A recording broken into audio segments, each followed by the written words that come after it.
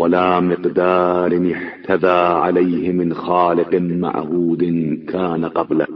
وأرانا من ملكوت قدرته وعجائب ما نطقت به آثار حكمته.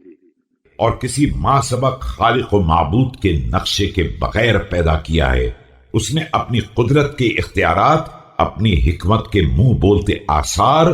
واعتراف الحاجة من الخلق إلى أن يقيمها بمساك قوته ما دلنا باضطرار قيام الحجة له على معرفته. وظهرت في البدائع التي أحدثها آثار صنعته وأعلام حكمته. اور مخلوقات کے لیے اس کے سہارے کی احتیاج کے اقرار کے ذریعے اس حقیقت کو بے نقاب کر دیا ہے کہ ہم اس کی معرفت پر دلیل قائم ہونے کا اقرار کر لیں کہ جن جدید ترین اشیاء کو اس کے آثار صنعت نے ایجاد کیا ہے اور نشانہائے حکمت نے پیدا کیا ہے وہ سب بالکل واضح ہیں. فصار كل ما خلق حجة له ودليلا عليه وإن كان خلقا صامتا فحجته بالتدبير ناطقة ودلالته على المبدع قائمة.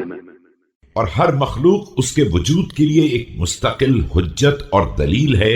کہ اگر وہ خاموش بھی ہے تو اس کی تدبیر بول رہی ہے اور اس کی دلالت ایجاد کرنے والے پر قائم ہے. فأشهد أن من شبهك بتباين أعضاء خلقك وتلاحم حقاق مفاصلهم المحتجبة لتدبير حكمتك لم يعقد غيب ضميره على معرفتك ولم يباشر قلبه اليقين. خدایا میں گواہی دیتا ہوں کہ جس نے بھی تیری مخلوقات کے اعضاء کے اختلاف اور ان کے جوڑوں کے سروں کے ملنے سے تیری حکمت کی تدبیر کے لیے تیری شبیہ قرار دیا،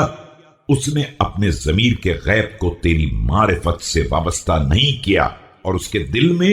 یہ یقین پیوست نہیں ہوا